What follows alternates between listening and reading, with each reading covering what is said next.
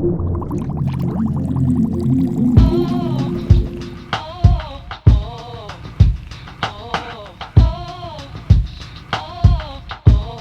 what's up, y'all? This is ASAP Rocky, and you're checking out that Grape Juice. ASAP. Cool, cool. Could you tell us a bit about your journey thus far? Yeah, man, I've been doing this for a year now. When I emerged on the scene, people really embraced it and welcomed me with open arms. And here I am a year later with my own album out all over the streets, and people love it, you know, number one in a lot of places. And I'm just honored, and I'm just happy to be here and just, put on for hip hop.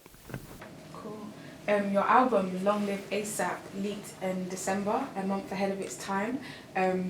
How did you feel in the immediate moments? When it leaked, I was like upset because I'm saying to myself, why would somebody do that? But then I was a little relieved, because I know people were really gonna love it, and they did. You know what I'm saying? I shouldn't be able to sell 10,000 copies after I leaked a month early. I think I'm doing very well considering through the circumstances. It leaked all over the world. Everybody had it a month early. Even my mother did. So, I'm not mad at nobody for that as long as they like it. And people who really liked it went out and bought it. A lot of people. So I'm just thankful. If your album could serve as a soundtrack to any movie, which movie would it be? My life. Your life. My life is like a movie, baby. Cool.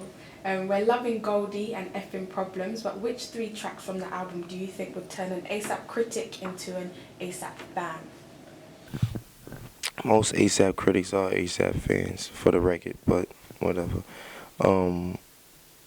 Probably Angels. I really like LVL and Long Live ASAP. Yeah. Your fashion has got plenty of people talking. Have you always been keen to go against established norms? Nah, man, I just dress I wear what I want, whatever I like, man. You know what I'm saying? And I like a lot of brands, and I'm glad people, notice that I'm a jiggy motherfucker over here. You feel me? You've been quite vocal about the need for some corners of hip-hop to stop discriminating, particularly in the area of homophobia.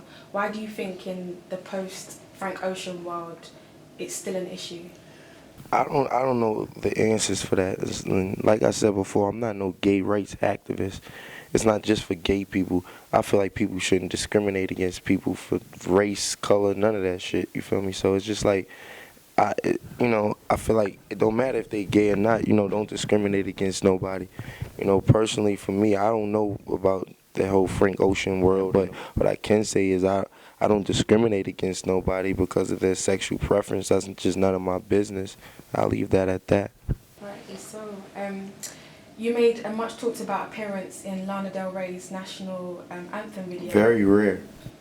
Are there any more plans to delve into worlds outside of hip hop? Was that really outside of hip hop? Was that really outside of hip hop? Was it? Was that outside of hip hop? That's the question. Okay, are there any plans to delve outside of hip hop? I think the world is hip hop, man. Honestly, whether we like to admit it or not, the world is influenced by hip hop. Do you understand? We call them sneakers, but trainers were something that was only done when you was doing athletic things. Hip hop was the first people to make trainers a everyday kind of wear, like casual wear. Run DMC with the Adidas and stuff like that. It all started in late 70s, early 80s. Hip hop, gold necklaces and everything, that's hip hop. You know what I mean? All of that stuff, just trends, Letterman jackets, varsity jackets, that's hip hop, The hip hop is all around us because hip hop is culture and culture is art and art is the world. Art is life. Your next single featuring Skrillex, could you tell us a bit more about it, please? Well, with the Skrillex song, he and I were like friends or whatever the case is, and we just wanted to make a record that just represented our relationship as far as just chilling out and going out. And most of the time we go out like it's just wild, man. We go wild for the night. a lot of girls, a lot of weed, and just have fun, man, party. And that's just basically what the song is about with Skrillex. Could you just give us an insight into like your musical influences? Oh man, everybody, where do I start? Man, you know, Midwest. We was just talking about this before you came in. My influences is like kind of like, yeah, universal. I'm gonna stick with that because it's different regions of, you know, America as far as Midwest, Southern, West Coast, East Coast, you know. So it's just all of it. You know, I love. I'm a student of hip hop. It's a lot that I don't know. It's a lot that I do know. Still learning. I'm a student, but what I can say is I'm influenced by a lot of the pioneers before me. Yeah.